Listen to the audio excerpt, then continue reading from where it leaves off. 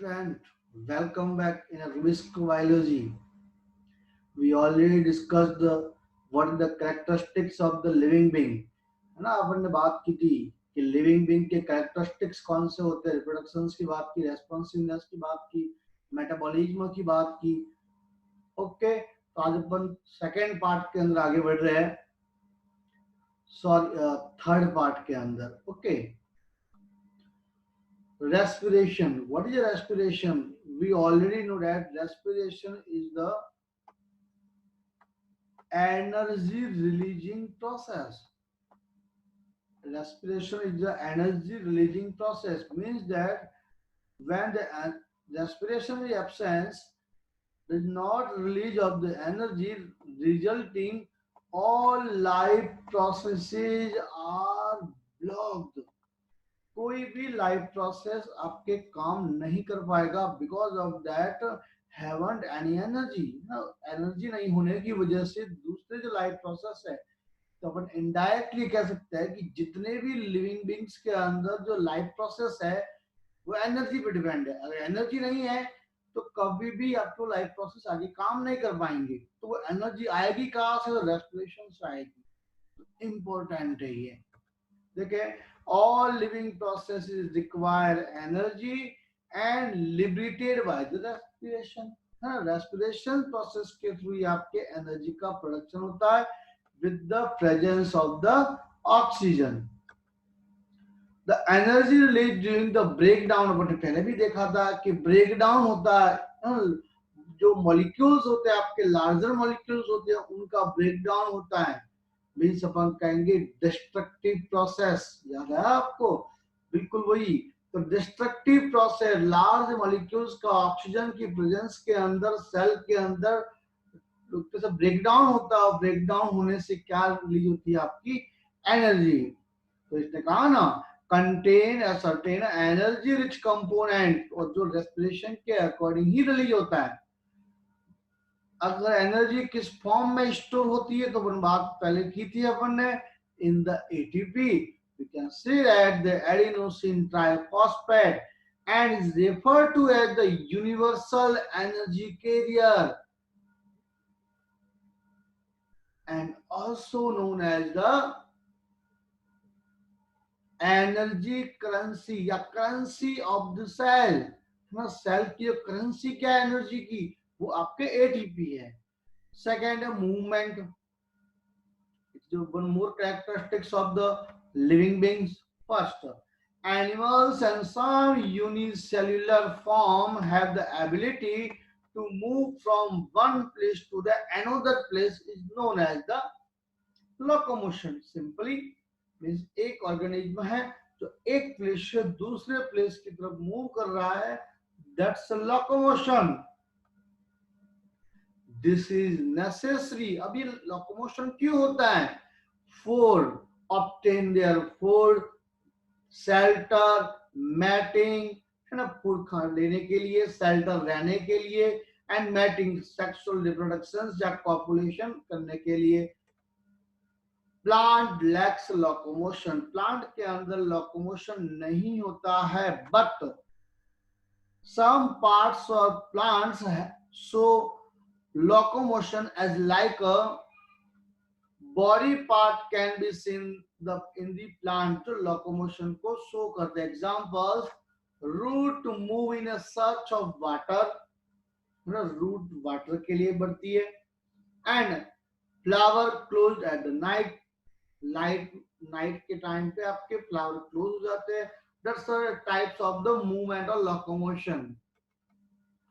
Excretion, and next one more characteristics of living beings is the excretion। What is excretion? Excretion is the removal of the waste product from the body। अब body में waste product आया कहाँ से? तो जैसे ही अपन ने कहा respiration हुआ, रेस्पिरेशन किया तो क्या कौन सी गैस रिलीज होती है? CO2 रिलीज होती है। ये CO2 क्या एक तरह से एक्सक्रीटरी प्रोडक्ट के बनाने में इन्वॉल्व रहेगी। तो अपन ने कहा जो वेस्ट प्रोडक्ट है आपकी बॉडी के अंदर वो कहाँ से मिला? जब रेस्पिरेशन प्रोसेस कंप्लीट हुआ तो इससे क्या रिलीज हुई? CO2 रिलीज हुई। और ये CO2 को बाहर निकालना बॉडी से बहुत ज्यादा जरूरी रहता है, रिक्वायर रहता है, अदरवाइज टॉक्सिसिटी इंक्रीज हो जाती है बॉडी के अंदर, सेल्स के अंदर। Every cell has exist and independent and part of the multicellular organism। हर सेल का एक अपना अपना फंक्शन होता है, चाहे वो यूनिसेलुलर की सेल है या मल्टी सेलुलर ऑर्गेनिज्म की सेल है, उनका एक स्पेसिफिक फंक्शन होता है, उनकी स्पेसिफिक एक वाइटल एक्टिविटी होती है। उस एक्टिविटी के अंदर एक एक्टिविटी कौन सी, आपकी एक एक्सक्रेशन।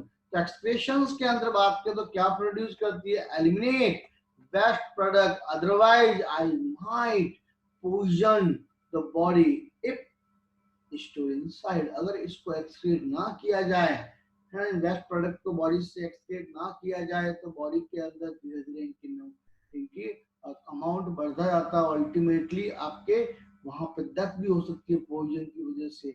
ओके, पढ़ेंगे अपन डिटेल में आगे, देखिए अपन बात करते हैं। जैसे आपको पता हो तो ये आरबीसी का ब्रेकडाउन जब भी होता है तो बिलिरुबिन बिलिरुबिन प्रोटीन आपके बनता है। अगर ये प्रोटीन आपकी बॉडी के अंदर ही रहे, बाहर ना निकले, तो आपको पीलिया हो सकता है, जॉन्डिस हो सकता है, पता है ना ये। Very good.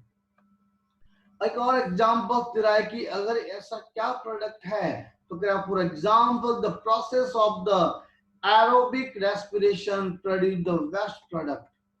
एरोबिक रेस्पिरेशन या एरोबिक रेस्पिरेशन ऑक्सीजन की प्रेजेंस में, तो ऑक्सीजन की प्रेजेंस में प्योर रेस्पिरेशन जो अपनी बॉडी के अंदर होता है क्या प्रोड्यूस करता है, CO2 carbon dioxide, and must be eliminate because can be harmful in excess. इसको अपनी बॉडी से बाहर रिमूव करना होता है। अदरवाइज क्या होगा, अदरवाइज ये होगा कि अपनी बॉडी के अंदर इसकी अमाउंट बढ़ जाता है, एक्सेस कंडीशन बढ़ जाती है, तो अपने लिए बहुत बड़ी प्रॉब्लम्स हो सकती है। तो there are 3 major characteristics of the living things. Okay, समझ में आ रहा है, very good. Now next, homeostasis. We already know about that. Homeostasis mean अपनी बॉडी का टेम्परेचर, अपनी बॉडी के अंदर का एनवायरमेंट बाहर के एनवायरमेंट के अकॉर्डिंग चेंज ना हो, कांस्टेंट रहे, दैट्स होम्योस्टेसिस। ओके, देखते हैं। The term homeostasis used by Cannon in 1932। देखिए वापस जो अपन ने मैंने बोला वही डेफिनेशन दे रहा है, maintenance of the favourable dynamic consistency of the internal environment despite changes in the external environment is called the homeostasis। जो बाहर के एनवायरमेंट के अकॉर्डिंग बॉडी के अंदर का एनवायरमेंट आपके डिस्पाइट ना कर सके, इसको अपन कहेंगे homeostasis. Most of the known modes of the homeostasis occurs through like that. First, maintenance of the internal body temperature, your environment, that's a not change to the internal body temperature according to surrounding environment। ना बाहर के environment के according अपनी body के अंदर का temperature, body के अंदर का एनवायरमेंट कभी चेंज नहीं होता, बस यही है होम्योस्टेसिस। बिल्कुल आपको रटना है इसको, कॉन्सेप्ट क्लियर चाहिए। एक बात बता दो आप सभी को, कभी भी नीट एग्जाम्स के अंदर, नीट और बोर्ड दोनों बिल्कुल डिफरेंट है। नीट के अंदर हमेशा कॉन्सेप्ट क्लियर होंगे, तभी आप अच्छे से अच्छे मार्क्स ला पाओगे, रट कर कभी नहीं आ सकते। और जो लोग ऐसा सोचते हैं कि बायोलॉजी को रट के अच्छे नंबर ले आएंगे, वो भ्रम में जी रहे हैं, एक रूमर्स के अंदर जी रहे। नहीं, पॉसिबल नहीं है। जब तक कि उनके कॉन्सेप्ट क्लियर नहीं होंगे तब तक अच्छे मार्क्स नहीं आ सकते।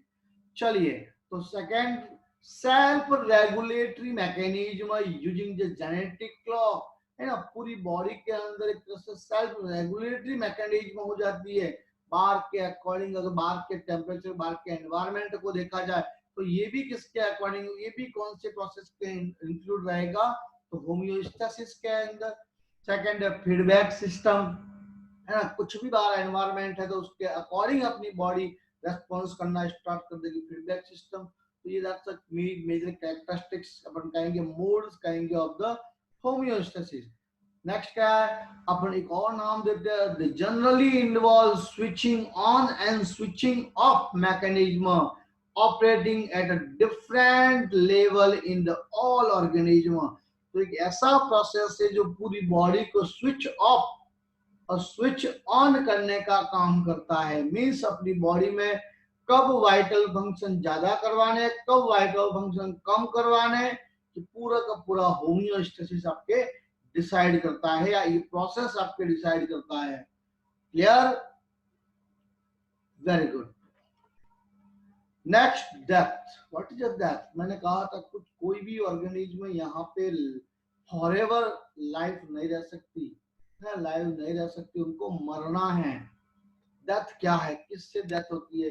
तो ageing is the progressive deterioration of the structure and function of the cell, tissue and vital organ, the ability to repair and resist disease decline, it lead to the death. Means कहेंगे cell, tissue और जो vital organs है उनका धीरे धीरे progressive डिट्राइशन, means धीरे धीरे वो तरह से डिकम्पोज, धीरे धीरे सड़ना, धीरे धीरे आपके ओल्ड होना स्टार्ट होते हैं, और अल्टीमेटली वो उनके पास में रिपेयर की एबिलिटी खत्म हो जाती है, और साथ ही साथ के अगर रेसिस्टिविटी आपके टिश्यू सेल या आपके ऑर्गन की वो भी धीरे धीरे डिक्रीज होती है, और अल्टीमेटली आपकी डेथ हो जाती है। बस यही है डेथ की प्रॉपर डेफिनेशन।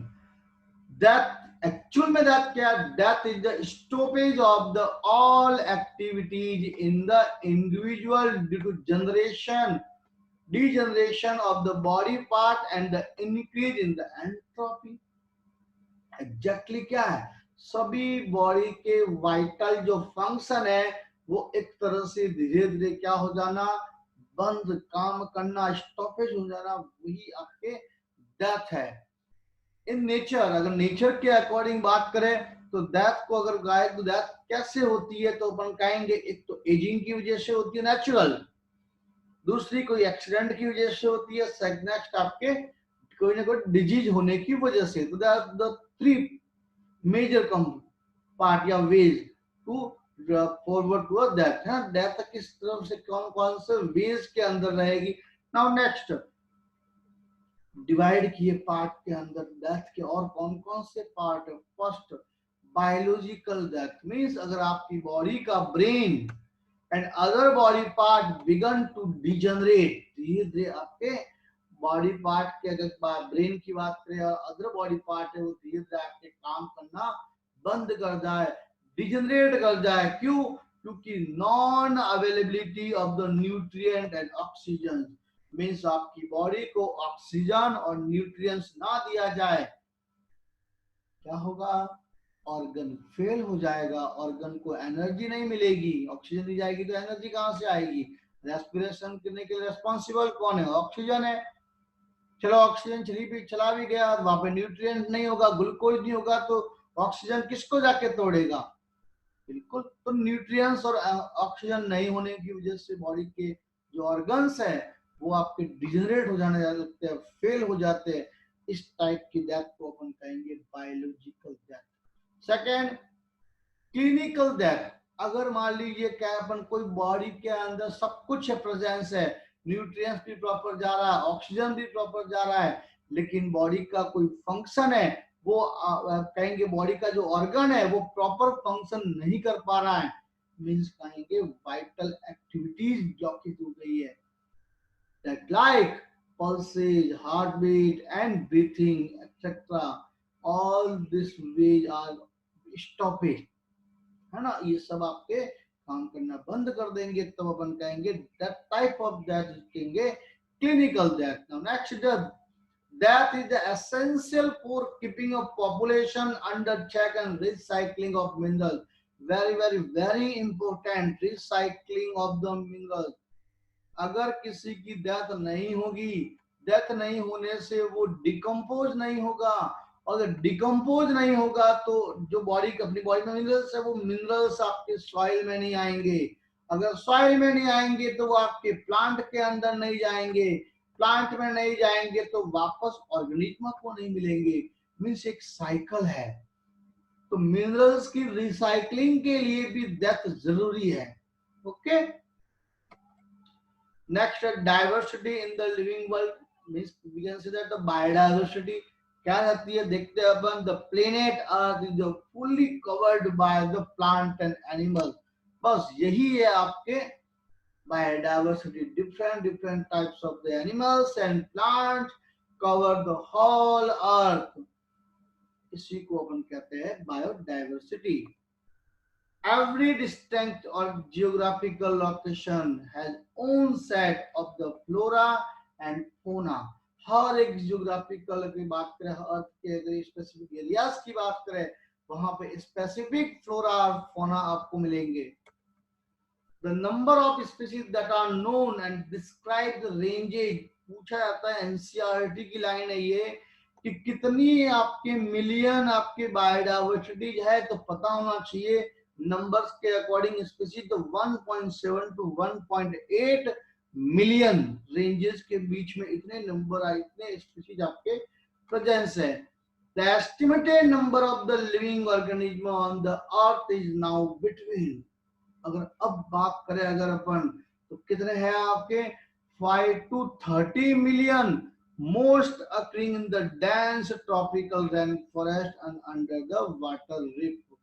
तो अपन एग्जैक्टली ये भी कह सकते हैं जहां पर रेन फॉरेस्ट है, जहां पे time to time monsoon proper रहता है, वहां पर ये आपके ज्यादा डाइवर्सिटी होने के चांसेस आ कहेंगे, बहुत ज्यादा डेंस आपके डाइवर्सिटी रहती है। ओके, तो इस तरह से अपन ने पूरा देखा कि क्या है ना, किस तरह से आपके कैरेक्टरिस्टिक्स की स्टडी की। आप घर पे अच्छे से इनके बेस्ड एमसीक्यू बैठाए सॉल्व करें, तब तो ये पढ़ना आपके सही है, वरना कोई मीन नहीं है पढ़ने से टाइम जा रहा आपका। एमसीक्यू जब तक सॉल्व नहीं करेंगे तब तक इसका यूटिलाइजेशन नहीं होगा। ओके, मिलते हैं, बाय, टेक केयर।